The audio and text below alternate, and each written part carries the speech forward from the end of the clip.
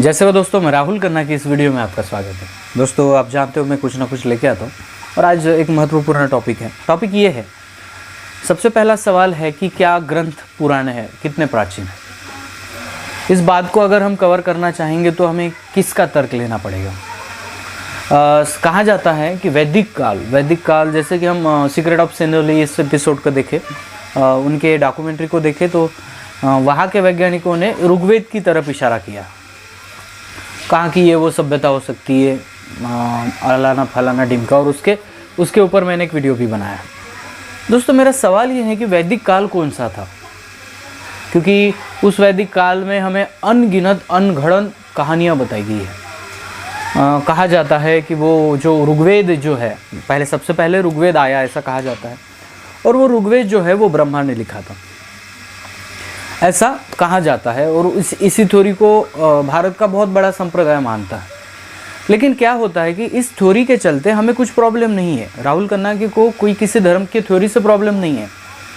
उस थ्योरी से प्रॉब्लम है जो थ्योरी यहाँ के इंडिजिनस लोग जो पुराने प्राचीन हैं, उनके इतिहास को कहीं ना कहीं बगल दे रही हो। वीडियो में हम ये जानेंगे कि ये ग्रंथ कितना प्राचीन है, ऋग्वेद जो कहा जाता है वो कितना प्राचीन है। अभी देखिए, जैसे कि हर कल्चर पे अनेक विवाद भी होते हैं, वैसे ही इस ऋग्वेद के काल पर ना कम ज़्यादा वैज्ञानिकों ने बताया। जी हाँ दोस्तों, इसके ऊपर भी मैं आपको बता दूं, मानने वाला काल है वो ईस्वी सन पूर्व 1500 से 1000, इस काल में ऋग्वेद का काल होगा। यह मान्यता है, या बहुत सारे वैज्ञानिक इसी को समर्थन देते हैं। जी के किताब में ऋग्वेद काल को 6000 ईसा पूर्व का बताया गया, लेकिन तिलक जी के इस स्टेटमेंट को कोई भी वैज्ञानिक बहुत ज़्यादा यहाँ पे सपोर्ट नहीं करते, तो इसलिए हम ये नहीं मानेंगे। जो दोस्तों मैक्स मुलर के अनुसार ईस्वी सन पूर्व 1200 से 1000 ये काल ऋग्वेदिक काल है। विंटर नील्स के अनुसार ईस्वी सन पूर्व 3000 का साल कहा जाता है, लेकिन अधिक मान्यताओं अनुसार और बाकी किताब शास्त्रज्ञों के देखें तो ईस्वी सन पूर्व 1500 से 1000 यह काल ऋग्वेदिक काल माना जाता है। तो हम इसी काल को लेकर चलेंगे कि ईस्वी सन पूर्व 1500 से 1000 ये ऋग्वेदिक काल था, और इस ऋग्वेदिक काल में ऋग्वेद रचा गया।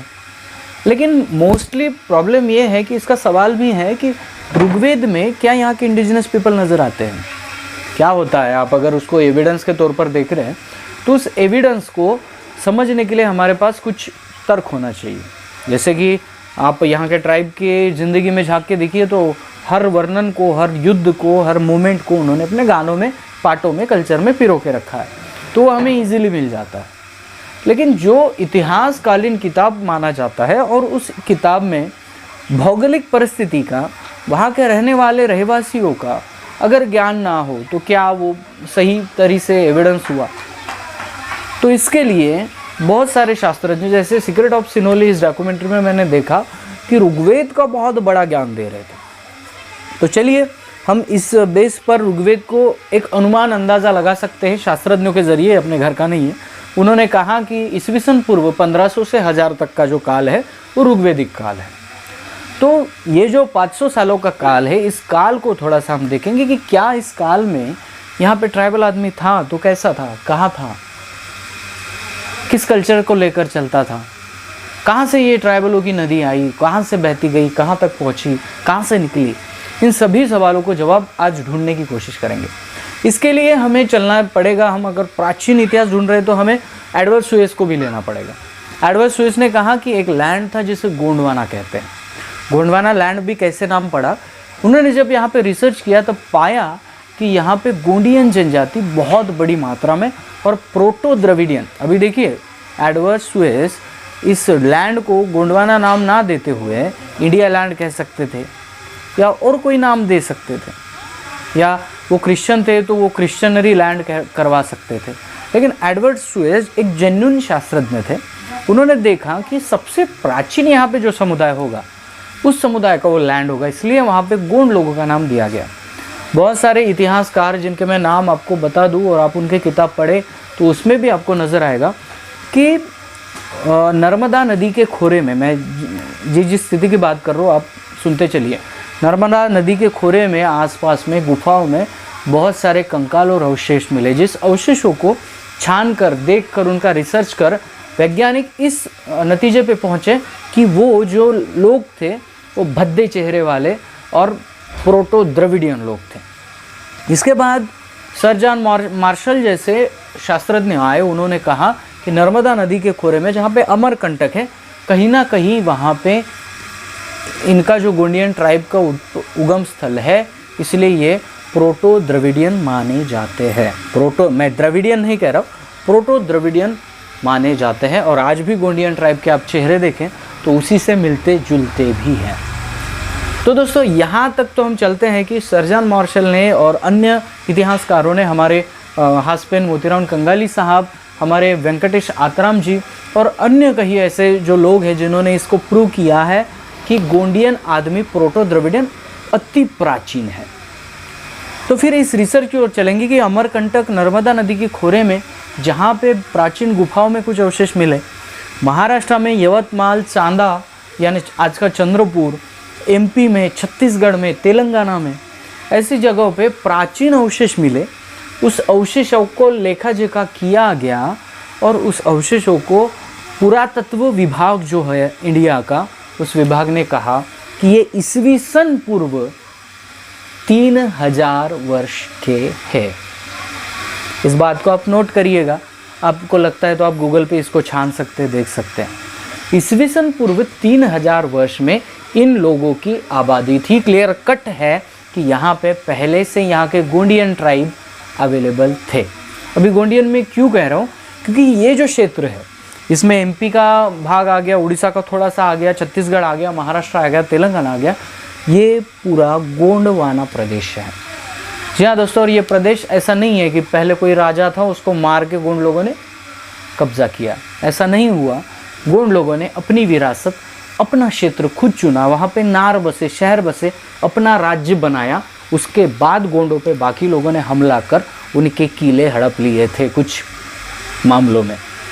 तो इसलिए ऐसा हमें पढ़ने को मिलता ही नहीं है कि गोंडियन ट्राइब के पहले कोई था। ज़्यादा से ज़्यादा गोंडियनों ने अपने शहर नार बसाए, ये एबिलिटी गोंडियन ट्राइब में है पहले। तो दोस्तों, सिंधु घाटी सभ्यता पे गोंडियन ट्राइब यहाँ का दावा इसलिए करता है क्योंकि गोंडियन ट्राइब जानता है कि नार शहर कैसे बसाना है, और इसलिए गोंडियन भूप्रदेश जो गोंडवाना भूप्रदेश माना गया है, उसके पहले कोई राजा था और उसको हड़प करके गोंडवाना निर्माण किया गया है, ऐसा कहीं भी आपको सुनने को नहीं मिलता। क्योंकि यहाँ के जो ट्राइब ने जो अपना वर्चस्व निर्माण किया है, जो अपना क्षेत्र निर्माण किया है, वो खुद निर्माण किया है, किसी को छीन कर नहीं किया है। और ट्राइब के थ्योरी में कहीं भी किसी से भी कुछ छीनना हमें नज़र नहीं आता। सो दोस्तों, कहने की बात यह है कि जब ऋग्वेद का उदाहरण दे के लोग कहते कि हम प्राचीन हैं, तो यहाँ के ट्राइब क्या कहेंगे? क्योंकि सबसे प्राचीन अगर कुछ रहा होगा यहाँ पे तो ट्राइबों का कल्चर रहा होगा। अगर इंसान के उत्पत्ति के बाद सबसे प्राचीन कोई है तो यहाँ का ट्राइब है, उनका कल्चर है। लेकिन क्या हो रहा है कि आजकल किताबों में, न्यूज़पेपर में या न्यूज़ में या किसी बड़ी डॉक्यूमेंट्री में आपको यही समझाया जा रहा है कि उनके ग्रंथ ही सबसे प्राचीन माने गए हैं। देखिए, वहाँ पे उस रिसर्च में हमें क्या मिला? उस रिसर्च में हमें मिला, जो पुरातत्व खाते को जो रिसर्च हुआ, जो अवशेष मिले, उस पर रिसर्च किया गया और कहा गया कि ईस्वी सन पूर्व 3000 वर्ष पहले यहाँ पे लोगों की आबादी थी। इसका मतलब जो प्रोटो द्रविडियन समुदाय है वो वहाँ पे उस क्षेत्र में रहता था। अभी जानेंगे कि यहाँ पे जो ट्राइब रहता था उस ट्राइब के लक्षण क्या थे, क्योंकि हम कैसे अंदाज़ा लगा सकते हैं? हम ये तो नहीं कहेंगे कि किसी आदमी के जांघी से वो ट्राइब उत्पन्न होगा, नहीं होता है, हमें अंदाज़ा लगाना पड़ेगा। तो सबसे ज़्यादा गोंडियन ट्राइब में, जो गोंडवाना क्षेत्र के गोंडियन ट्राइब में एक खासियत है, जिस खासियत की मैं बात अभी करूँगा, है एनिमिस्टिक वे ऑफ लाइफ। जी हाँ दोस्तों, जिसे मैं आपको हिंदी में समझाऊँगा, टोटेमिक सिद्धांत। आप खुद अगर किसी भीड़ में चले जाएंगे और आपको कोई पूछेगा कि आप कौन हो, तो आप बताओगे कि मैं फ़लाना फ़लाने का बच्चा हूँ। तो ट्राइब में ये पहचान होती है, लेकिन ये पहचान वो खुद का नाम लेकर नहीं कहता, क्योंकि खुद के बारे में सोचने से पहले समुदाय के बारे में सोचना यहाँ के ट्राइब का परम कर्तव्य है, और वो इसी थिंकिंग को लेकर चलता है। उदाहरण मैं देता हूँ, मैं राहुल कन्ना के, मैं गोंड ट्राइब से बिलोंग करता हूँ, और इस ट्राइब में मुझे जो मेरी पहचान है, मेरा जो झंडा है वो तोते रंग का झंडा है। मेरे जो सगा है, मेरे 5 सगा है। मुझे जो पक्षी दिया गया वो ईगल है। मुझे जो पेड़ दिया गया वो सालई परसा का पेड़ है। तो ये जो टोटेम है, जिस टोटेम को लेकर हम चलते हैं, उस टोटेम के नाम, मैं अगर कहीं पे घर बनाऊंगा ना तो मुझे बताने की ज़रूरत नहीं, मैं ईगल का एक छाप छोड़ दूंगा, ईगल की एक आकृति निकाल दूंगा, तो कोई भी कहेगा ये 5 सगा वाला है। ऐसे ही पहचान होती है जिसे हम कहते हैं एनिमिस्टिक वे ऑफ लाइफ। इसके अंदर आपको जाना है तो महाराष्ट्र में, एमपी में, छत्तीसगढ़ में रहने वाले गोंड ट्राइब में या तेलंगाना के रहने वाले कोई भी गोंड ट्राइब में आप जाइए, उससे पूछिए कि आपको टोटेम क्या है, तो सभी को एक प्राणी, एक पक्षी और एक पेड़ मिलेगा। जो सदियों से आपके इतिहास बदल गया, हम बस्तियों से शहर बना चुके हैं, हम धातु युग से आज प्योर लोहा बना रहे हैं, फिर भी हमारे जो टोटेमिक सिद्धांत है इस ट्राइब के, वो उसके साथ चलते आ रहे। किसी का बाघ है टोटेम, किसी का सारस पक्षी है, किसी का एलिफेंट है, किसी का कुछ है। सभी प्राणियों को अपने गोत्र समझकर उसकी रक्षा करने के लिए ये ट्राइब आज भी खुद को जिम्मेदार समझता है। और इसीलिए क्या ऋग्वेद की ऋचा में कुछ उल्लेख इनका मिलता है? ऑब्वियसली पूरा उल्लेख नहीं मिलता, क्योंकि ऋग्वेद की ऋचा जब निर्माण की गई होगी, लिखा गया होगा, तब उसके भौगोलिक स्थिति का वर्णन, उसके ऐतिहासिक स्थिति का वर्णन बहुत कम है और ज़्यादा से ज़्यादा काल्पनिकता का जोर दिया गया है। फिर भी इसमें कोई इतिहासकार ना चाहते हुए भी इसमें कुछ नाम एडिट कर देता है, जिस नाम को हमारे वेंकटेश आतराम सर ने फोड़ने की कोशिश की। फिर ट्राइब अवेलेबल है, आप राजस्थान के मीनाओं को जाकर पूछिए मीना यानी क्या, तो वो बताएंगे मत्स्य। मत्स्य क्या होता है? एक प्रकृति का एक अंश है, मछली, जिसका वो अंश लेकर वो ट्राइब चल रहे हैं। मुंडा ट्राइब का अर्थ जो है वो वानर होता है। तो जो मुंडा ट्राइब बसे थे वो आज भी इस टोटेम को लेकर चल रहे हैं। भिल जो होता है, जिसे बिल कहते हैं, वो मगरमच्छ उसका अर्थ होता है, और मगरमच्छ इस प्राणी के टोटेम को लेकर वो समुदाय आज भी चल रहा है। कोल समुदाय जो है वो भालू का टोटेम, यानी मैं इसलिए बता रहा हूँ क्योंकि ये नेचर को समझने वाली चीज़ है जो प्राचीन है। आप कहीं लिख देंगे उस किताब को बहुत ज़्यादा पहले का बता देंगे, इसलिए आप प्राचीन नहीं हो जाते। प्राचीन के लिए उस प्राचीनता भी होनी ज़रूरी है। ये बिलासपुर क्षेत्र में उत्खनन में कुछ चीज़ें मिली, उसमें कुछ नाम सामने आए। मूर, शुंग, श्री सत्वा या श्री सटवा भी कहते हैं।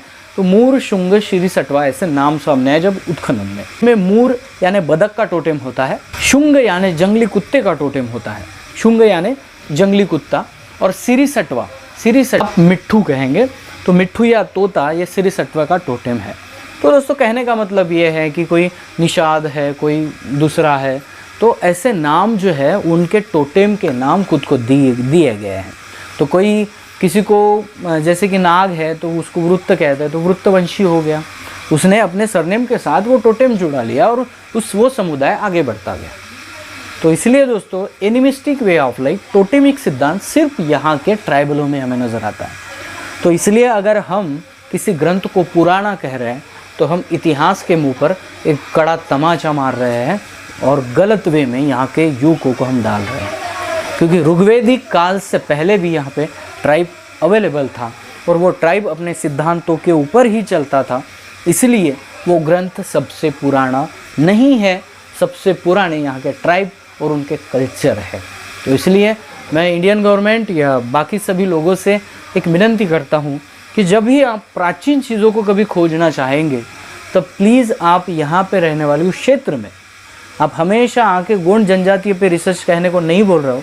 अगर झारखंड है तो वहाँ पे मुंडारी लोग हैं, संथाल लोग हैं। अगर आप कहीं जाते हैं तो वहाँ पे अलग रोड है। अंडमान में जाएंगे तो आपको जारवा मिलेंगे, राजस्थान में जाएंगे तो भील प्रदेश में आपको भील मिलेंगे, मीना मिलेंगे। तो इन लोगों पे आप रिसर्च कीजिए, प्राचीनता आपको वहीं पे ज़रूर मिलेगी। किसी ग्रंथ का संदर्भ देकर जवान युवकों को जो पढ़ रहे हैं उनको आप गलत दिशा दिखा रहे हो, ऐसा मैं कहूँगा। सो दोस्तों कहने का तात्पर्य ये है कि जब हम अपने अंधश्रद्धा वाले चश्मे उतार के अगर बात करेंगे और सही में तर्क लगाकर खोजेंगे तो हमें प्राचीन यहाँ का ट्राइब नज़र आता है। कहीं पे भी हमें किसी ग्रंथ को साथ में लेकर चलना, क्योंकि जो जेन्युइन जिन्होंने यहाँ पे उत्खनन किया, जेन्युइनली रिसर्च किया, उन लोगों ने कभी भी ग्रंथों का सहारा नहीं लिया, क्योंकि उनको पता है ग्रंथ तब लिखे गए जब भाषा आई, समृद्ध हुई, उसका ग्रामर बना, तगड़ा बना, तब जाके ग्रंथ बने। और जब सांकेतिक भाषा थी, जैसी कि सिंधु घाटी सभ्यता में हमें मिलती है, ऐसी लिपि में वो ग्रंथ बने नहीं थे। अगर आप उन ग्रंथों को अति प्राचीन कह रहे हैं तो इंडियन हिस्ट्री के लिए ये बहुत बड़ा तमाचा है, क्योंकि प्राचीनता इससे भी कोसों दूर पड़ी है। आप जो भी पढ़ने वाले लिखने वाले लोग हैं, आप सभी से निवेदन है कि ये ऋग्वेदिक काल के पहले भी यहाँ पे ट्राइबल कल्चर था और है, और आज भी उनके सिस्टम में, सिद्धांतों में वो हमें नज़र आता है। सिर्फ ये है कि हमें जाकर उनका रिसर्च करना पड़ेगा। दोस्तों, इस वीडियो को समझाने का तात्पर्य यह है कि आप समझ जाए कि प्राचीन क्या है और प्राचीनता क्या है। तो दोस्तों, वीडियो अगर पसंद आता है तो लाइक शेयर कमेंट करो, अपने दोस्तों में ज़्यादा शेयर करिए, क्योंकि ऐसी जानकारी बहुत कम लोग देते हैं और ऐसी जानकारी को हर युवा तक पहुंचाना सबका कर्तव्य है। मिलता हो अगले वीडियो अगले टॉपिक के साथ, तब तक के लिए जय सेवा, जय जोहार, जय आदिवासी, जय गुणवाना, जय भीम।